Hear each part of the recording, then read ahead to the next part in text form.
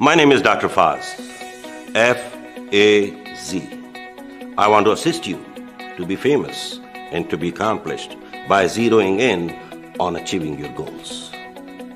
My diverse experience from 20 years of sales and business here in the United States, combined with my past 20 years passion for helping and adding relief and pain in people as a medical doctor, helps me to understand the direct challenges and opportunities that exist for business owners, executives, and leaders in both their personal and professional lives. I examine thoroughly, diagnose carefully personal and corporate problems, and prescribe suitable solutions.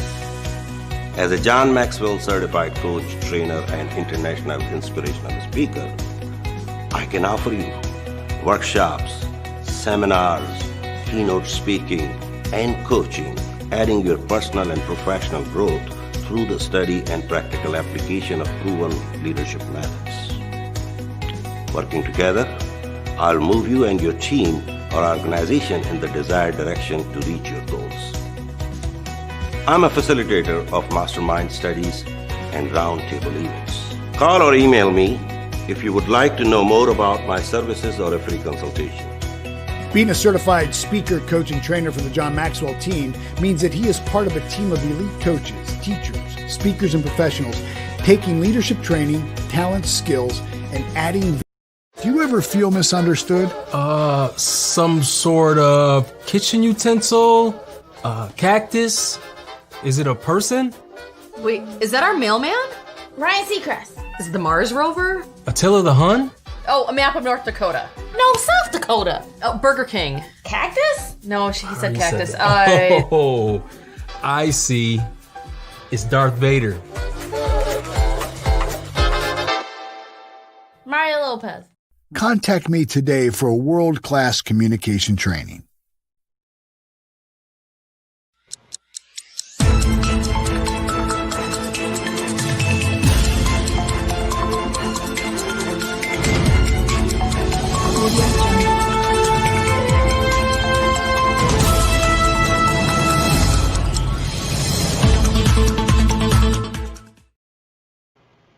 Good morning, good afternoon, good evening, assalamu alaikum, namaskar, wherever you are. This is your friend Dr. Faz with a new episode of Live with Dr. Faz. Today we have a very special guest who's a distinguished professor emeritus of Texas State University. He has been a visiting scholar at Oxford and Cambridge Universities in the United Kingdom. He is an author and co-author of 14 books with 75 editions sold in market. He has delivered his lectures around the globe. He is a communication consultant for major corporations like IBM and Motorola, including U.S. Air Force and U.S. Defense Department. He served as a president of National Communications Associations. Also, he is a founding member of Russian Communications Association. It's an honor and privilege for me to have in my show. Please help me welcome today's our guest, Dr. Stephen Beebe. Welcome, Dr. Stephen Beebe. Thanks for joining us. It's a pleasure. I'm looking forward to the conversation. It's just an honor for us to have you here and to learn from a great scholar of communication around the world. So let's get started with just a conventional question. It's very traditional. It's and you know, as a communicator, we have to sometimes break the ice like that. So people, because they are right now watching us around the globe, and especially in South Asian region, Pakistan, Bangladesh, and India and Sri Lanka. So they would like to know, who is Dr. Stephen Beebe? Well, my wife would like to answer that question as well, but I describe myself as a communication professor. I grew up on a farm in Missouri and received my degrees and taught both at the University of Miami. Spent most of my career teaching and chair of the Department of Communication Studies at Texas State University. What I enjoy doing more than anything else is learning about communication and then sharing that with others. I often say I have a wonderful job. What I do is I read as much as I can about what makes a difference in how we communicate with others. How do we connect with other people? And then I have the privilege of teaching those principles and skills and writing about those skills and giving talks and presentations. So I really enjoy that opportunity. I'm looking forward to visiting with you and some of your viewers today as well. So thank you very much for the And opportunity. it's my pleasure to have you here. And let's start with our subject, communication. How you will describe communication?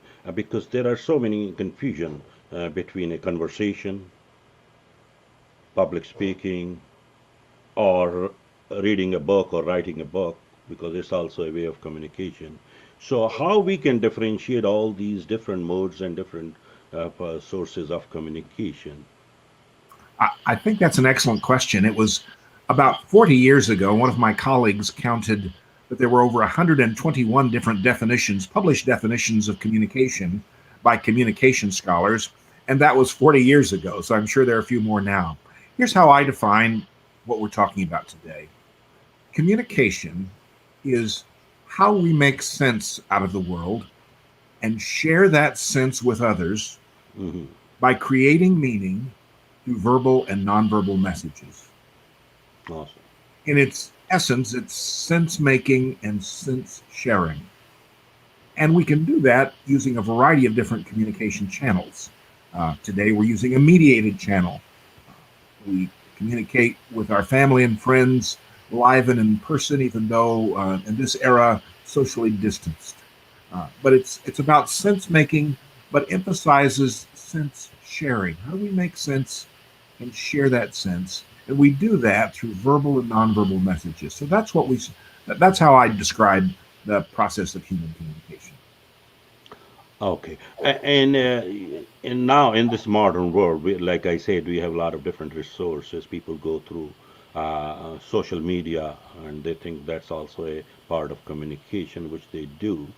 But usually, those are most of the time is more misunderstanding than communication and more misinformation. I say in that. So, but again, I know you wrote a lot of books on public speaking.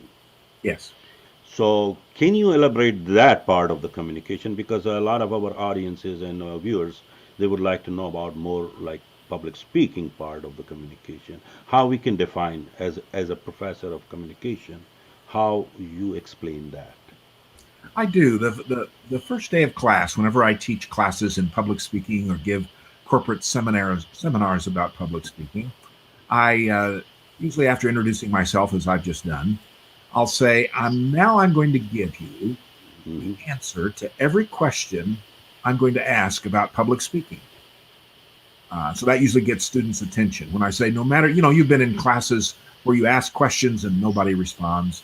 I like a lively classroom. I like people to interact and communicate. So I say, here's the all purpose answer to public speaking. I say, the answer to every question about how to be an effective public speaker is it depends upon the audience. It Okay. always depends upon the listener, on the Hmm. other person. When even beginning questions like, how long should a speech be? Well, it depends upon the audience. Or Yes. should I begin with a joke or should I begin with a story? The audience, in essence, the audience writes the speech. And so the Hmm. effective public speaker, Hmm. often public speakers are very message centered or sometimes self centered. Hmm. What is the audience interested in? Hmm. Perhaps your audience today, our audience is interested in what are practical techniques? What can I do? What are behaviors that I can do? Well, in public speaking, I would say it begins with thinking about and gathering information about Hmm. the listener. Right before we went on our conversation today, as you recall, the question I ask you is, who's our audience? Hmm. Who are we speaking to today? What Hmm. are their interests and what are their needs? And so uh, in communication, you do your best to do that. It doesn't mean that you're always successful, but you start with a sense of what does my listener want to know? What is my audience? And from there, you focus on things like delivery and the content and structure and organization and beginning and summaries and those kinds of techniques that we teach. But all of that is anchored in what is the interests, needs, hopes, Yes. and dreams of the audience.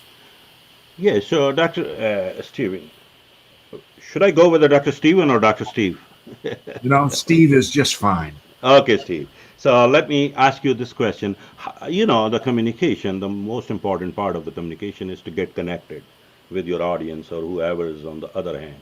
So, what are the basic requirement or basic steps somebody has to consider to get connected? How do you explain that? Well, that's an excellent question. In some of my books, I talk about the importance and power of listening skills. Mm-hmm. And I think to connect with another person, it's about listening rather than speaking. Mm-hmm. And so it's beginning that conversation with a sense of not about me. What am I going to say? How will I look? Will people like me? Will people think that? But how can I understand you? What are you interested in? Mm-hmm. How can we have that connection? And if both people are doing that, Mm-hmm. even if there's only one person doing it, and that one person is you, that enhances the quality of communication.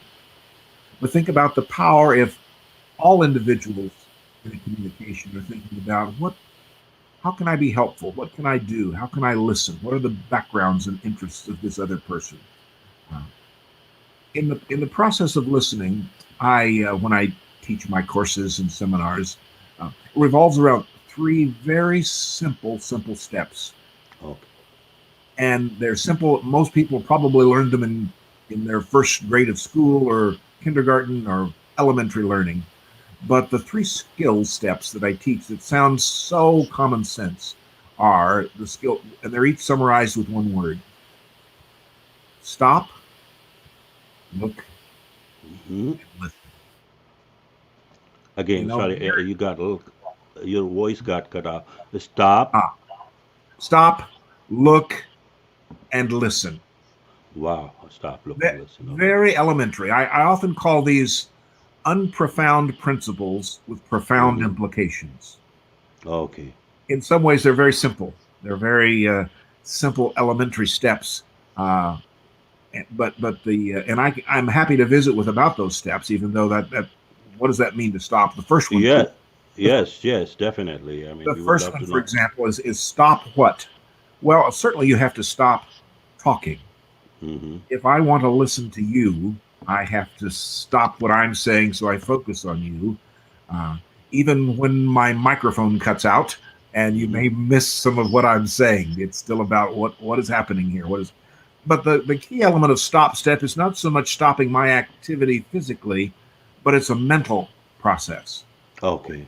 The elements of stopping is how am I focused on this other person? Most of us, as we listen, have conversations with ourselves.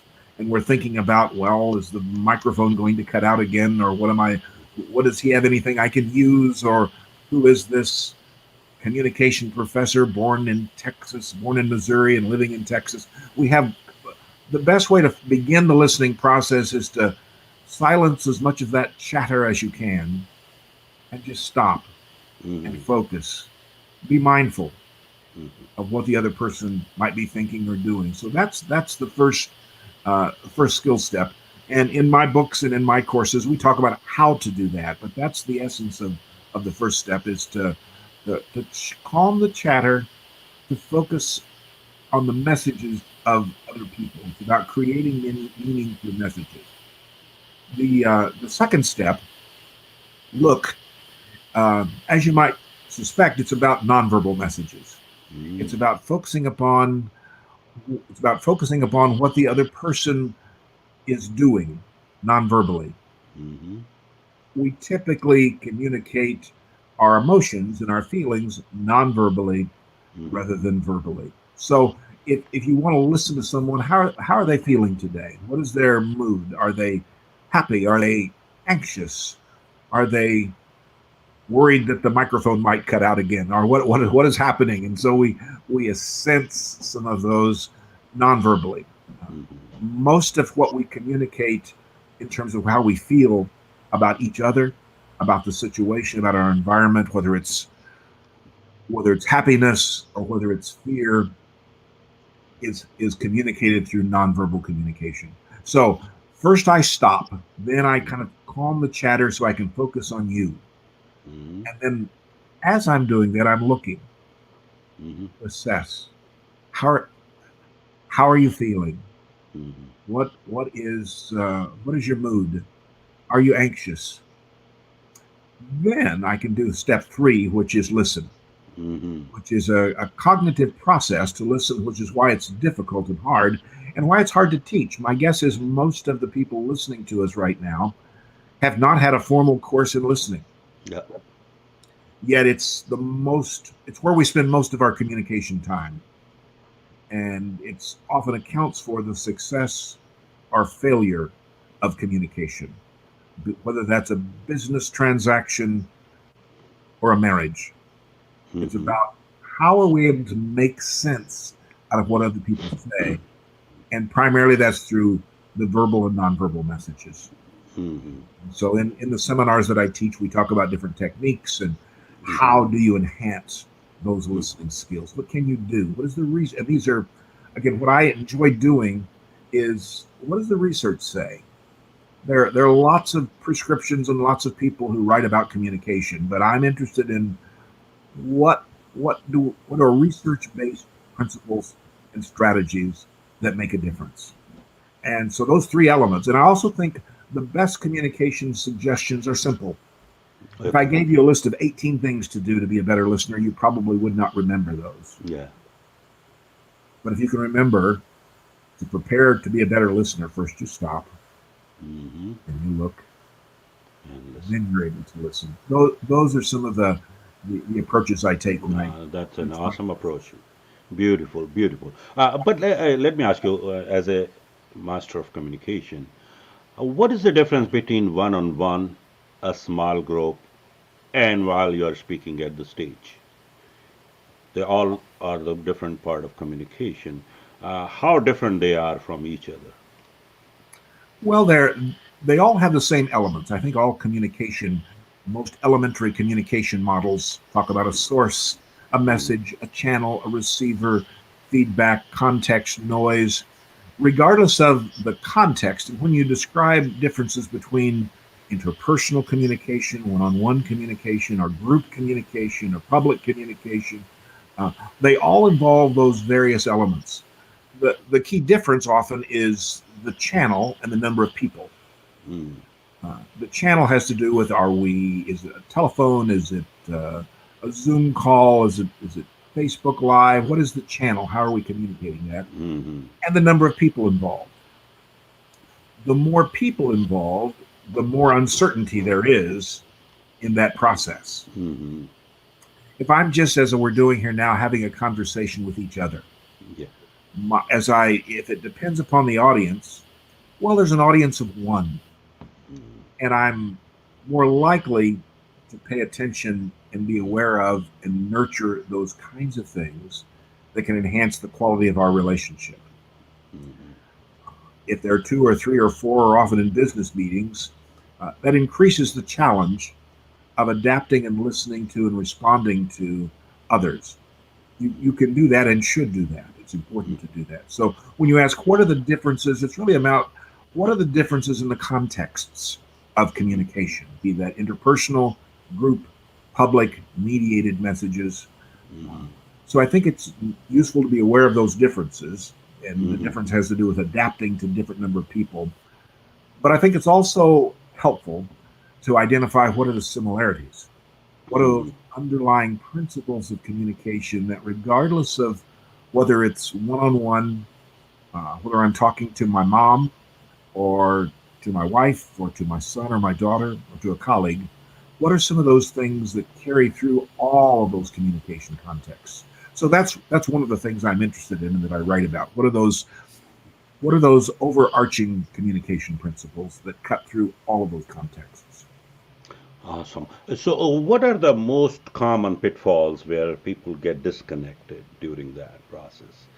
What you can say, like they lose their concentration to their either audience, and audience loses their concentration at the speaker, what are the common pitfalls we do, mistakes, which made them?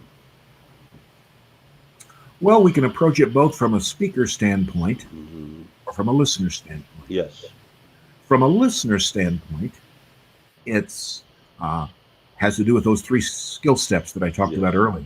exactly. Often, when we get off task, at any given moment when you're listening to someone, including those of you listening to me right now, at any given moment, it's really pretty simple. You're either on task Hmm. or off task. Hmm. You're either focused on the message and messenger, Hmm. or we're thinking about something else, or how long will he talk, or wonder if the technical aspects will work, or Hmm. what we're thinking about other kinds of things, and maybe we're uh, Hmm.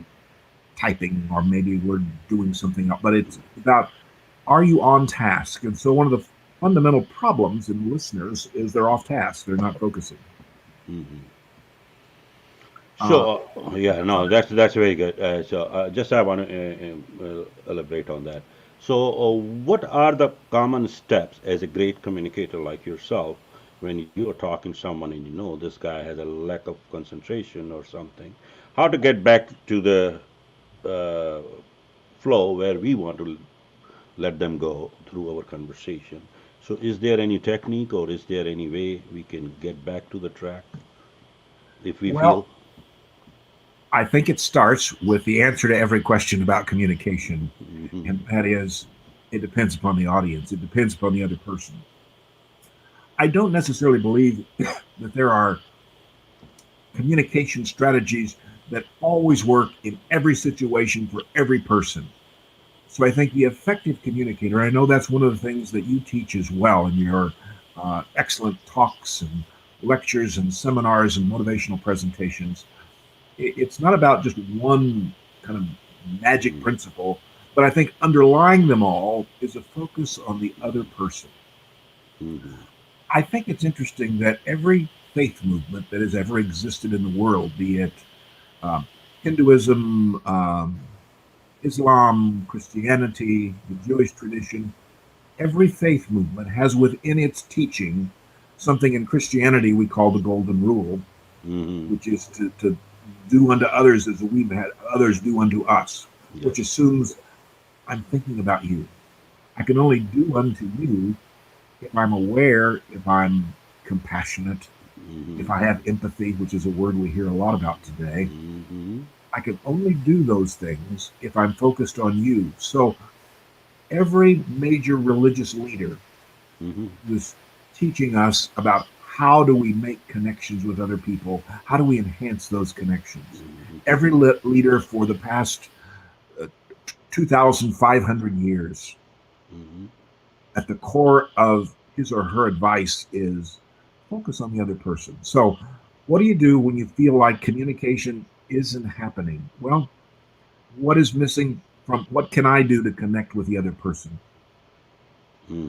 Uh, Most people want, when they come to a seminar, class, or read a book, how can I change the other person? What can I do to get the other person to be a better communicator? Hmm. Well, it doesn't work like that. The only person you can change is yourself. Yes. So, what you can do is do your best to model those principles of Hmm. communication Hmm. and do your best to focus on the needs and interests of the other person. So, if you're Hmm. losing someone, if someone is not listening to you, uh, there's no magic way to sort of get them to come back. There are some strategies of, am Hmm. I, maybe they need a story. Maybe they're, am I, was I momentarily rattling on Hmm. about a abstract principle or statistics? Hmm. What have I been saying, which is Hmm. part of that stop principle? What am I doing? Hmm. And am I even aware that there's a communication problem here? Hmm. Starts with that stop awareness Yes. concept. So, what Yeah. can you do? First, recognize there's an issue. Yeah. Great. So tell me a little bit about how important are the words during the conversation or communication, and because like people they teach us and they tell us is certain only 8% is the words and 37% is tonality and then 55% is your body language because people are more visual. What do you say about that? Yeah, I think those percentages, based on a research study by Albert Morabian Yes. over 50 years ago. Morabian published those results. Now, that particular study was not about all communication, it was about communicating emotion. So those percentages are not about sometimes people say 93% of communication is nonverbal. Actually, Dr. Morabian was talking about when it comes to communicating our emotions and feelings. So words are less effective when it comes to communicating how I'm really feeling. Words are vital if I'm trying to describe concepts, ideas, principles, strategies. That's where words are. We can't just describe key issues and key problems and answers with nonverbal alone. I can communicate how I'm feeling about it and how frustrated I might be. So words are about the task dimension of communication. Every message has a task dimension, a relational dimension. Okay. The But task content. like certain quotes by like thought leaders, they change people's lives just within one line. They describe the whole life. Sometimes they have a very powerful quotes, and people probably absorb those words, uh, I believe, intelligently, and then they change their lives. So that's why the words are still have a power, but it's not. Yeah. So I can see that way. But let's get to the next level. What are the principles? Like you have five principles. So would you like to elaborate on those five principles? How we can understand? I'd be happy to. In one of my books, Communication Principles for a Lifetime, I Hmm. identify and I mentioned a moment ago there are some underlying principles that, regardless of how we communicate, regardless of our format, that Hmm. undergird everything we do. And I've summarized those in five principles, and Hmm. some of them we've talked about indirectly here already in our conversation. The first Hmm. one is effective communicators are aware of their communication with themselves and with others. Hmm.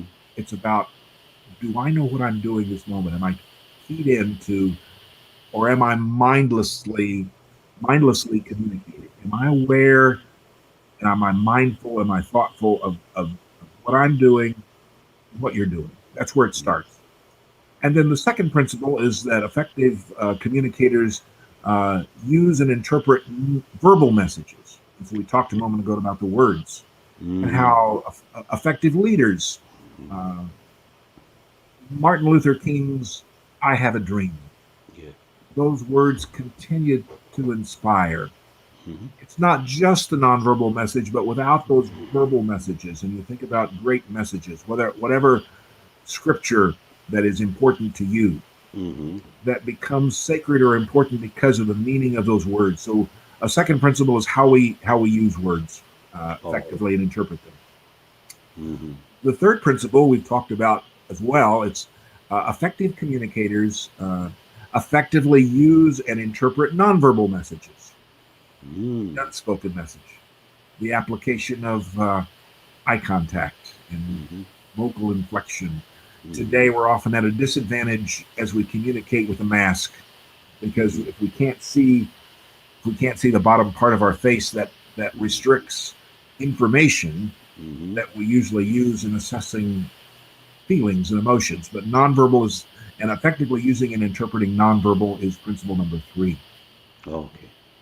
The fourth principle is one we began talking about at the beginning. The fourth principle is uh, effective communicators listen and thoughtfully respond to Hmm. others. Hmm. So once we focused on awareness and verbal and nonverbal, again, it's about the critical aspect of listening, of Okay. stopping and looking and listening and making those connections. And then part of that principle too is thoughtfully responding, not just, we can all respond, but is it a thoughtful, mindful response, or is it just a knee-jerk response, Hmm. responding to an emotion Hmm. rather than a thoughtful response about interest in you?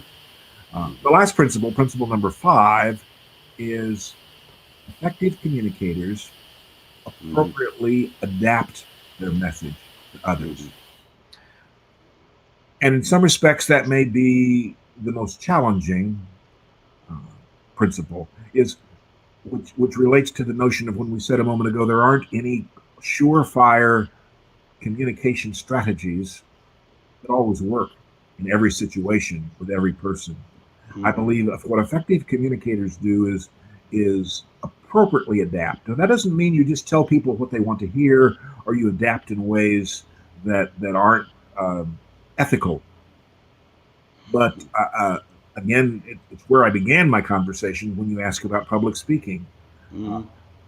you consider the audience. You can't adapt your communication Mhm. unless you are aware Mhm. of the verbal and nonverbal message and you've Mhm. listened, and then you adapt what you're doing to enhance the quality of that communication with others. Mhm. The greater the difference between two people, difference in culture, Mhm. gender, gender identity, gender expression, the greater the difference, uh, the more important it is Mhm. to identify strategies to adapt to others. So when I talk about how to deal with and communicate with individuals who are different from you, who have a different culture, a different Mhm. background, that principle of adaptation, that fifth principle, Mhm. is is especially important to adapt your communication with others. And so in the classes that I teach and the books that I write, we talk about how do you do that? Mhm. How do you become interculturally competent? What are some principles that help us bridge those differences? Mhm. As uh, I mentioned that I grew up on a farm in Missouri. Mhm. Now, there are probably people listening to me who maybe they grew up in a big city or they have other cultural experiences or backgrounds. Mhm. So we would have to work at how we adapt and be sensitive to and aware of our messages with others, more differences we have. But the beauty of it is we can connect. Mhm. The word communication is the root word there is common. Common, yes. And so the purpose of communication is to Mhm. develop that common sense making, how we make sense out of the world and share that sense Mhm. with others. Mhm. And that are the messages that we use help Mhm. create a common image and viewpoint while I'm ethically sensitive to you, Mhm. aware of your interests and needs as we develop those relationships with others. Awesome. So let me ask you another question regarding to this whole process. What's the importance of a pause during the communication? It's very important. Okay. One of the worst things we can do Mhm. in our communication with others is to talk over someone, Mm. is to begin our message before. I know, let me interrupt you because that's a way of saying my message is more important than your message. Yes. And implicitly, it's saying I'm more important than you. Mm. So my communication is overshadowing what you have to say because Correct. I'm more important than you. It's a power cue. It's also a bad habit. It's hard sometimes when we miss regulation cues, regulatory cues, Mhm. especially in mediated messages like the ones we're having here. That's where Mhm. nonverbal communication cues are helpful in Mhm. letting us know how to manage the flow of communication. When you're on the phone, you're more likely to interrupt someone, Mhm. or in mediated messages, you're more likely to interrupt someone. But Mhm. interruption is Mhm. one of the most corrosive things we can do. Of course. Yeah. Yeah, that's a very awesome. Yeah, and it's a very important factor actually, and people don't understand the power of that pause. But let me get to the other side because of this COVID-19, everybody was confined, and still we are confined to our homes and houses, and we are working from our most of our in some room in our house. Yes. So my point is, as a communicator, like we spoke about, 92% is nonverbal and 8%, 8% verbal. But unfortunately, with this virtual setups, how people can see our body language, and we can just play only with the tone little bit here and there. So, but our body language is not, they cannot visualize what we are doing. So how to overcome on that problem? Yes, that's an excellent question. It has to do with there's a theory called media richness theory, Mm-hmm. and that some media are richer in that they permit Mm-hmm. live feedback, and the richest communication context is when we're Mm-hmm. speaking in person to someone, because we can not only see everything around them, we Mm-hmm. can see what's happening in the environment, where they are. Mm-hmm. A media lean communication is like a text message Mm-hmm. where all we have are words, and they're asynchronous. There may be words someone has written hours ago. Uh, Mm-hmm. so the question is, how do we deal with it, especially now when we're limited from personal contact? Well, I think you do focus on. It's important to focus even more on the nonverbal cues when there are facial cues, body Mm-hmm. language. Typically, the body communicates the intensity of whatever emotion we're experiencing. The face and the voice are important for what emotion. The body communicates how excited I am or how bored I might be in listening to Dr. Beebe rattle on about things. Mm-hmm. So another thing we can do is simply ask people, is to ask, how are you feeling? How are you doing? Bring the nonverbal into the verbal as we interact with others. Mm-hmm. So I mean, definitely, yeah. Take it as so. W- w- Apart from reading books about communication and all that, obviously communication, you have to learn through the books, but still you have to practice yourself and you have to do it. Especially I'm talking like in reference to public speaking, which is the most of the people are focused on. Everybody would like to become a public speaker, especially professional speaker. So what are other steps at top of reading couple books, people like yourself, your books and other books, what they have to do to get better in public speaking? Well, I think there are some of us who have thought about that and Mm-hmm. have written about that, and I've identified some strategies and some ideas in my own writing about public speaking, presentation speaking. Mm-hmm. Um, we emphasize, as I've already said, about the importance and centrality of the audience, but then we have a model that walks people through that process with a Mm-hmm. series of steps. So, reading good books,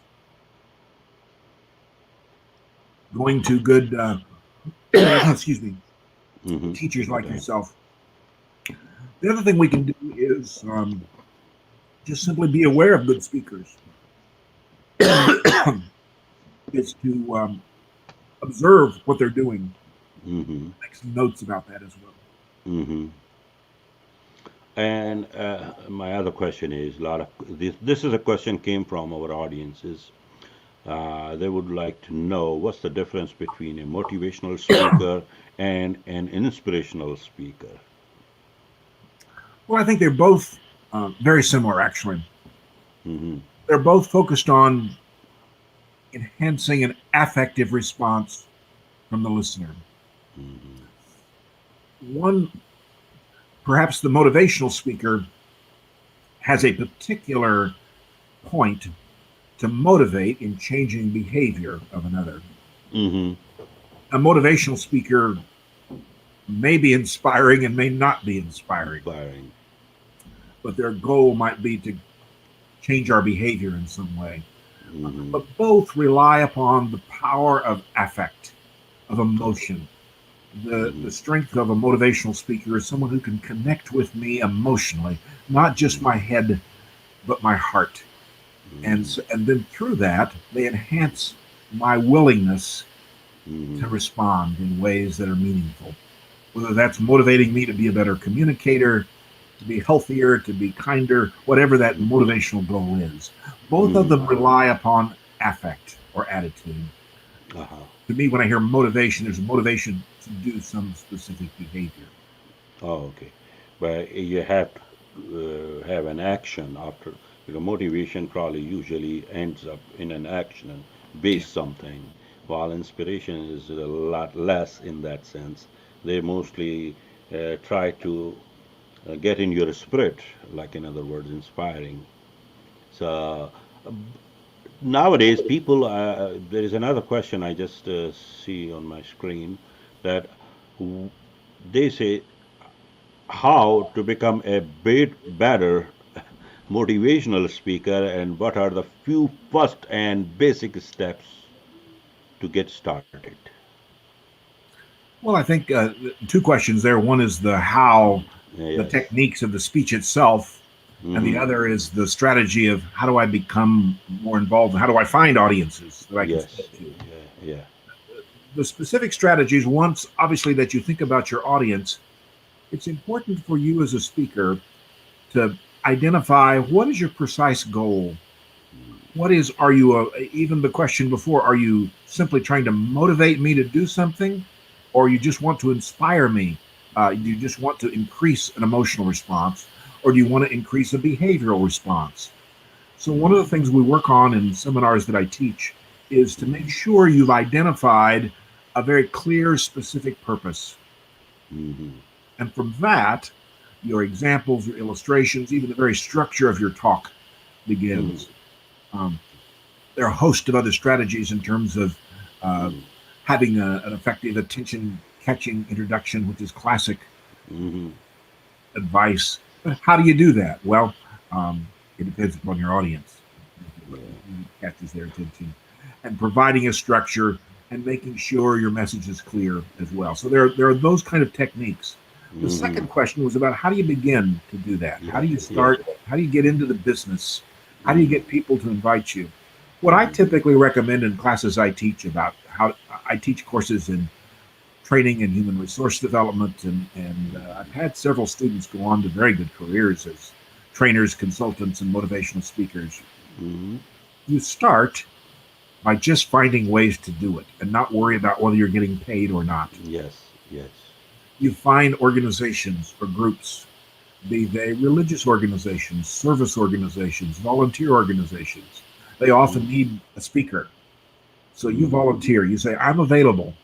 Hmm. And some of the food stores here in Texas, the way they sell food at grocery stores Hmm. is they give away free samples. Of course. Yeah. They give away a little bit of what they're selling so that Yeah. once you have experienced it, you say, oh, I'd like more of that. Hmm. I think beginning in the speaking business, in the motivational speaking, consulting, training, and we need excellent people to do that. Hmm. You start by finding those opportunities to give away free samples. And if you're good, someone will Hmm. come up to you and say, oh, what do you charge? Yeah. How can I contact you? So you begin to, communicate and practice and Hmm. offer yourself to others. You begin just by finding ways plus you're also developing your own skill as you're presenting those messages to other organizations and groups. Yes, absolutely. Awesome. So now again, I got this question. Let me see. Can't read it clearly, but here's a broken sentence. Okay. Uh, there's another question about they are asking to become a public speaker, do we have to have a specific niche? In other words, that's the way the question probably means they have to have a niche or they have to have a specific subject. Most consultants and trainers do have a specialty. Yes. They do have a way of identifying what your message is, whether your Hmm. message is about health or wealth or happiness. Hmm. Um, Hmm. you you have developed a message Hmm. that you focus on rather than having 20 different topics. I can talk about anything you want to. I think the Yeah. effective speakers are those that have thought about what can I bring? That. Why would an audience, again, it's focusing on the audience, Hmm. what do I have? What are my experiences Hmm. that I can bring to that audience? Of course. Yeah. So I think it's helpful, which is in business context, we call that marketing. Hmm. So if you're marketing yourself, what is the audience? What are they interested in? how do my interests connect or align with the interests of the audience? Hmm. Yeah, because definitely, if you don't have anything in it for your audience, what's the point? They're not, the receiving end will be nothing there. Right. So people will lose their attention and everything, and you will be nowhere. Yeah, that's a very good. Okay, now the other thing is for becoming as a professional public speaker, we just spoke about that, and as a conversation or sometime a lady asked me, what are the great tips to become a good speaker as a teacher? Mm. So what are the skills I have to get because I am a teacher? Right. One of the areas of research that I've spent several years focusing on is an area called instructional communication. Uh-huh. What are the ways we can communicate in the classroom, Mm-hmm. connect and enhance learning? Mm-hmm. And so, certainly, it gets back to content and relational message. Certainly, Mm-hmm. as a communicator, as a teacher, you have to have content. You have to know something. You have to have information. But Mm-hmm. often the great teachers, the ones that even now, if I were to ask those of you listening, think of your favorite teacher. Think of Mm-hmm. someone who made a difference in your life. Probably what you're thinking about right now as you think about those favorite teachers that even may make you smile as you think about being in their classroom. Mm-hmm. They knew how to connect with you. Mm-hmm. They made a connection with you, even in a class of 20, 30, 50, 100, 200. Well, how do you do that? In instructional communication, we've identified a set of behaviors we call immediacy cues. Mm-hmm. And some of those are verbal, and some of Mm-hmm. those are nonverbal. Ah. So there's a series of things we can do. Some are as simple as the kinds of things you do in any effective communication: eye Mm-hmm. contact, Mm-hmm. reducing the barriers around you, Mm-hmm. using personal pronouns rather than impersonal pronouns with others in terms of verbal immediacy or nonverbal immediacy. Mm-hmm. So they're cute, but all of those things, I believe, the purpose of them is to foster a relationship. So what good communicators and good instructors do is they foster an emotional connection because they know me. They've used a story or an example that is motivational or inspirational. So I think it's our emotion of course influences our behavior. And as a teacher, I certainly want our students to change their behavior. I want them to learn things, whether Mm-hmm. that's becoming an excellent public speaker Mm-hmm. or skilled in managing conflict and Mm-hmm. interpersonal communication that I Mm-hmm. teach, or how to run a meeting and how there are behaviors that I want to teach. Mm-hmm. These are things I do in my seminars. How to run an effective meeting. What are the do's and don'ts?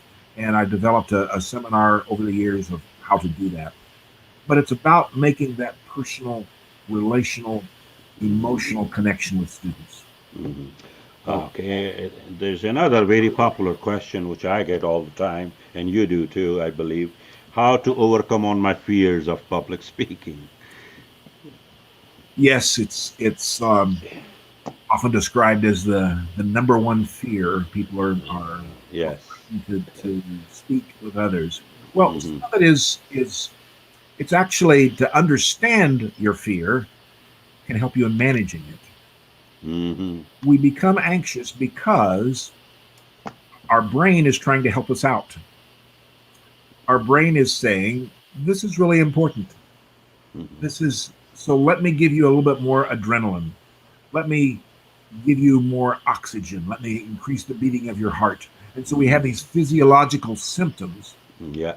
Well, the brain does not speak English. Mm-hmm. The brain, if you just can't tell your brain, don't. Yes. So one of the things you have to do is what the brain understands is behavior, physiological behavior. Mm-hmm. So something as simple as taking a calming breath Mm-hmm. or finding a way to relax Mm-hmm. presentation can be helpful. Excuse me.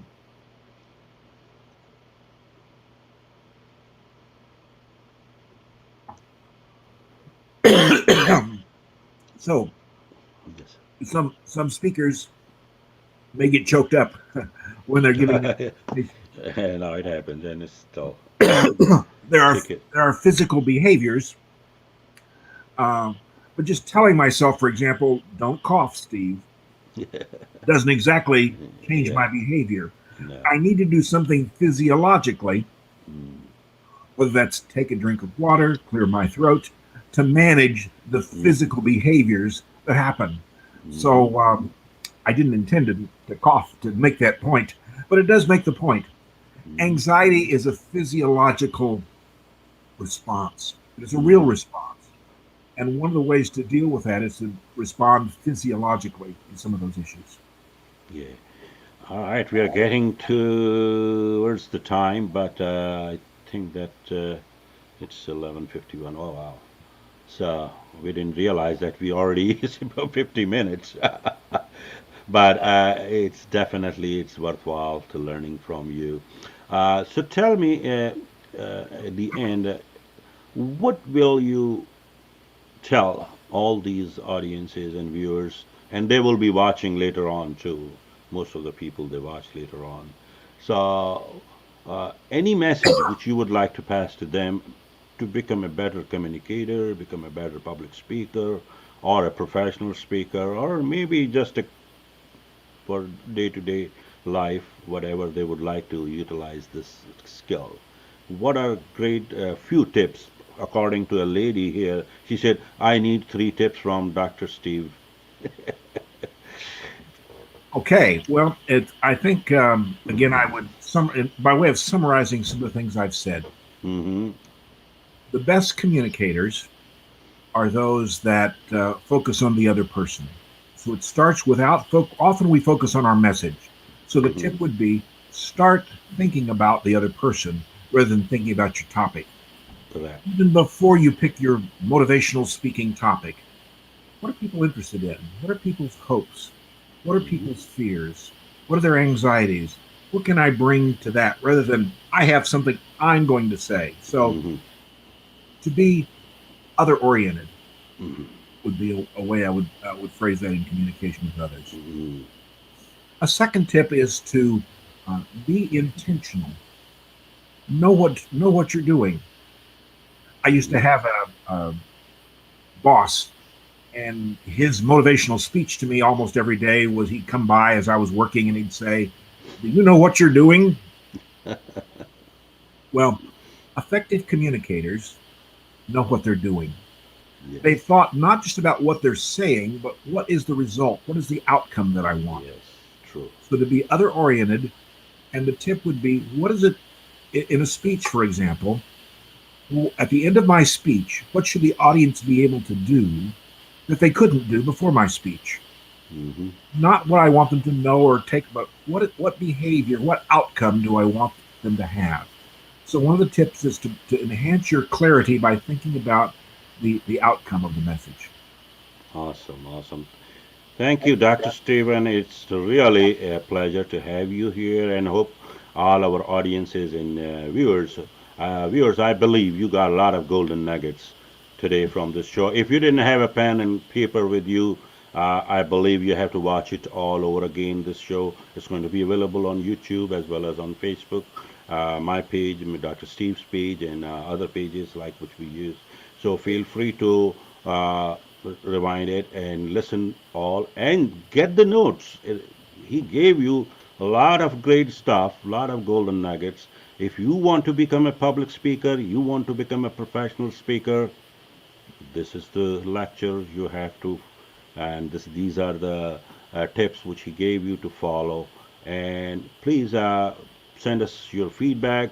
And if you have other questions, I will request Dr. Steve later on to come on another show, and so we can address those questions if he's going to have a little time at his ease. But I will request him definitely on your behalf. So thank you, Dr. Stephen, for joining me today. It's truly a pleasure and honor for me to have you here.